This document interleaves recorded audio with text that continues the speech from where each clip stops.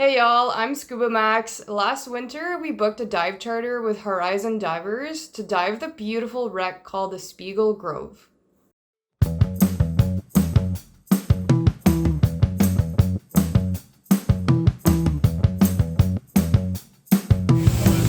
Wreck diving! We started our dive by descending on a mooring line because there was a little bit of current. The USS Spiegel Grove was a Thomaston-class dock landing ship of the U.S. Navy.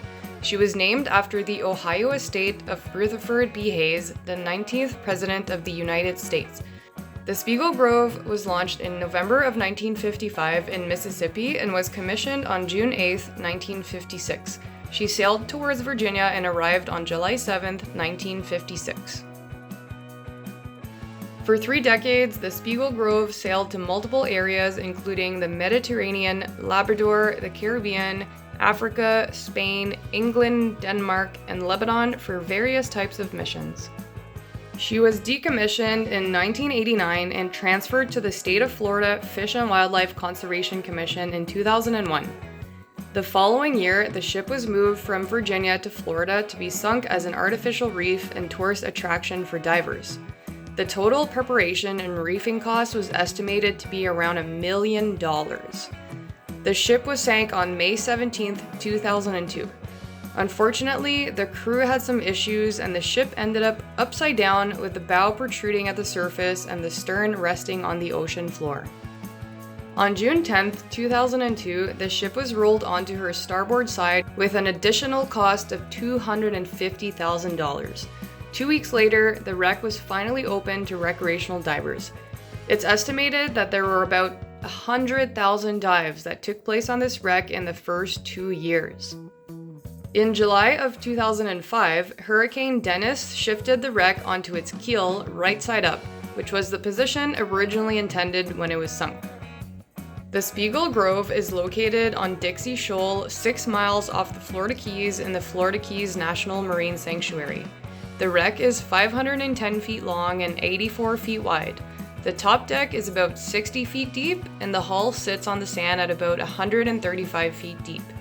At the time of its sinking, it was the largest ship ever intentionally sunk to create an artificial reef.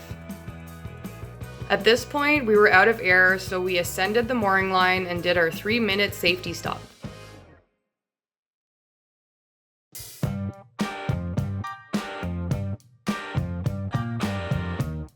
After an hour-long surface interval, we jumped right back in. We still had so much more to explore. This time, we spent the majority of our dive exploring the stern of the wreck. This dive is pretty deep and is subject to currents, so you should have your advanced open water certification or higher to dive here. You can also penetrate the upper decks of the wreck, but only if you have the proper certification for diving in overhead environments. If you don't have this training, please refrain from penetrating the wreck for your own safety. So far, 10 people have died while diving this wreck, and 4 of those were penetration accidents. I don't want to scare you or discourage you from diving this beautiful wreck. I just want to highlight that this dive requires proper training and experience to minimize your risk of having a dive accident. We personally didn't have our wreck penetration certification, so we just explored the exterior of the wreck and there was so much to see.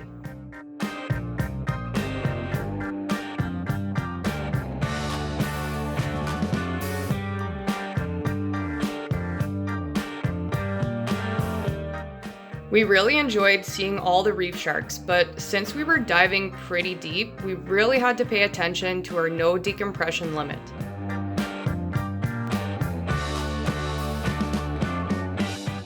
The Spiegel Grove is the backbone of the artificial reef system that has formed in this area. Algae, sponges, and corals mingle with 130 species of fish to create a place rich in biodiversity. Divers can see Goliath groupers, barracudas, jacks, sharks, and tons of tropical fish.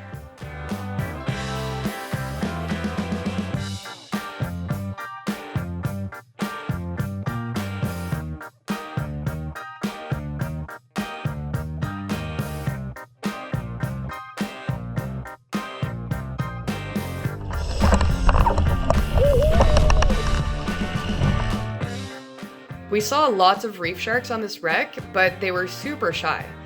It was really hard to get close-up shots because they would just get spooked so easily and swim away. We definitely needed a different strategy to get better pictures and videos.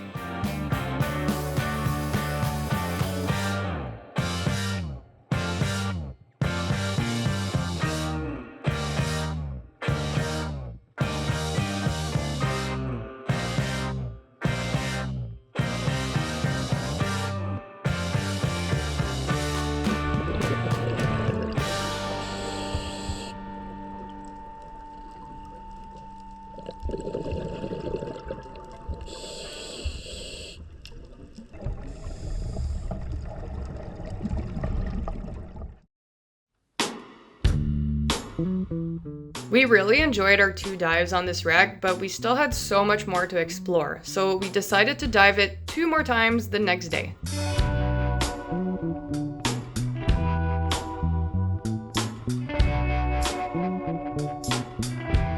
This time, the current was much stronger, and the last thing you want to do when you're at 100 feet is to overexert yourself, so we decided to stay a bit shallower.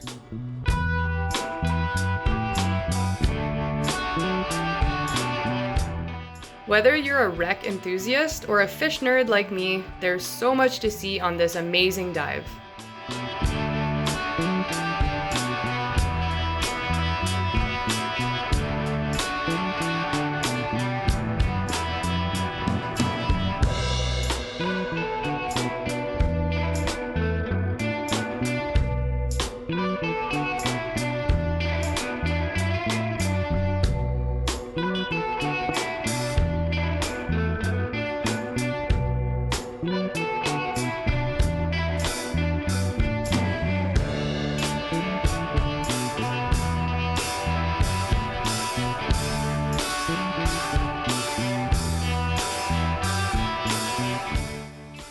Once again, we were out of air, so it was time to go up.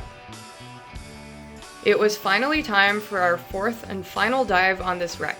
This time, Mateo had a great idea. He suggested that we stay put, be patient, and let the sharks come to us.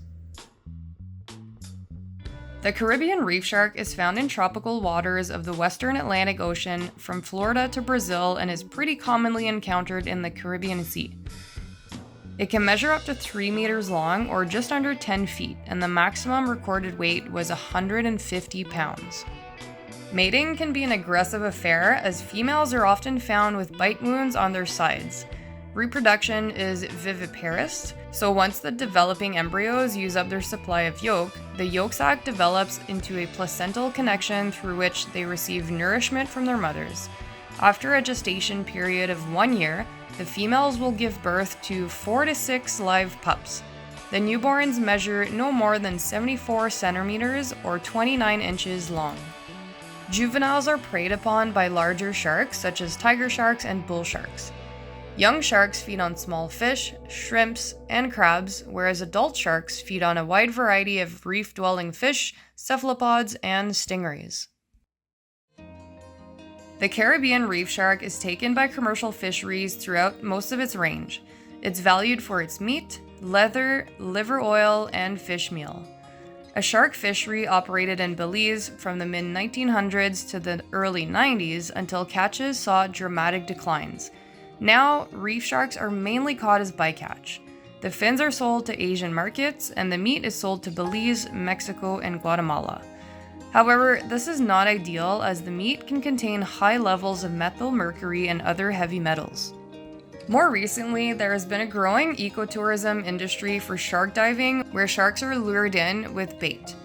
In the Bahamas, a single live shark can be worth up to $40,000 compared to a dead one that can only be sold for about $50. This comes with a lot of controversy because, on one hand, shark feed dives contribute to conservation by incentivizing the protection of sharks. However, this behavior also encourages sharks to associate humans with food and increases the chances of future shark attacks. Caribbean reef sharks are normally shy or indifferent to divers, but can become aggressive in the presence of food. As of 2008, there have been 27 attacks, but luckily none were fatal. Shark feeding has been outlawed off the coast of Florida since 2001, but this practice continues in other countries in the Caribbean. The IUCN has sadly assessed the Caribbean reef shark as endangered.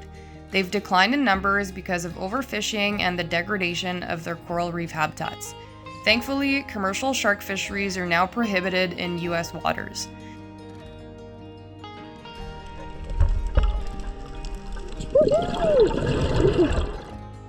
They're also protected in the Bahamas and in some marine protected areas in other countries, but unfortunately, enforcement against illegal fishing is lacking.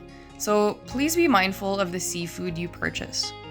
Yeah, we saw 6 sharks. How many? 6. At least 6. Thank you, Horizon Divers, for 4 incredible dives on this wreck. I'm so thankful that I got the chance to see this massive wreck and tons of wildlife. If you're ever in the Florida Keys, you should definitely check it out. Thank you so much for watching. Until next time, adios.